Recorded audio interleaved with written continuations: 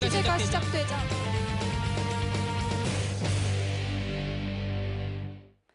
유동성 위기에 빠진 한국건설이 보증사고를 회피하기 위해 공정률을 일부러 변경한 것 아니냐는 의혹 보도 이어갑니다.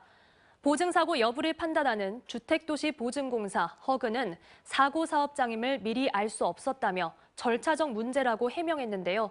하지만 보증공사가 지난해 말 이미 여러 차례 현장을 방문해 공사 진행도를 확인했던 사실이 취재 결과 확인됐습니다.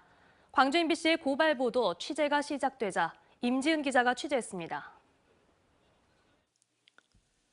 이미 지난해 11월 보증사고 기준을 초과한 한국건설의 아파트 현장. 주택도시보증공사 허그는 해당 현장의 실행 공정률을 미리 파악하지 않았던 이유에 대해 절차상 보고가 들어오기까지 약 한 달이라는 시간이 걸려 어쩔 수 없었다는 입장을 취재진에게 밝혔습니다. 뒤늦게 알았기 때문에 사고 사업장에 해당했는지 몰랐다는 말인데 이 말은 사실이 아니었습니다.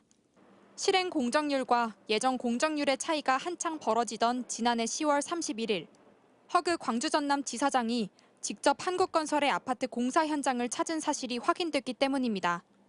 지사장이 해당 건설 현장을 찾은 것은 단순한 이유는 아니었던 것으로 보입니다. 지사장이 현장을 보셨어요. 현업에서도 이제 이 사유가 뭐냐 물어봤고 우리도 이제 이 사유를 설명해 드렸죠. 아 맞다. 변경이 맞겠다 해서 그때 바꾼 거고.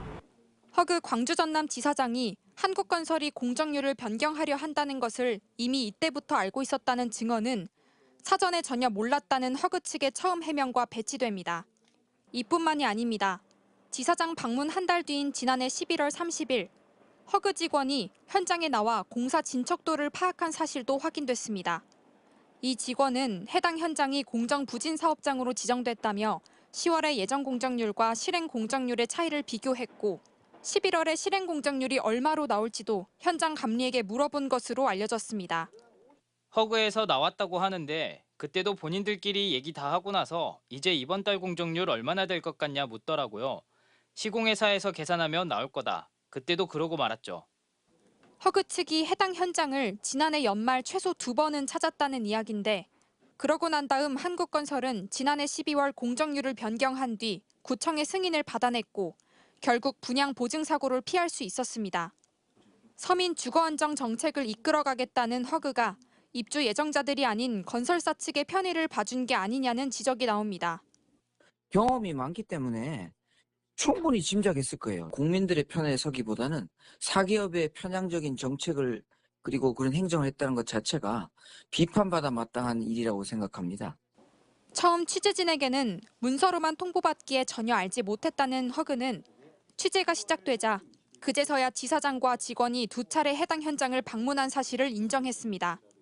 그러나 부진 공정에 대한 만회 대책을 마련하라고 한국건설에 촉구했을 뿐 공정률 변경에 대해선 어떠한 의견도 표명하지 않았다고 해명하면서도 인터뷰는 거부했습니다.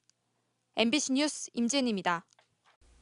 언제 어디서나 내 손 안의 뉴스. 광주 MBC 뉴스 유튜브 구독으로 함께하세요.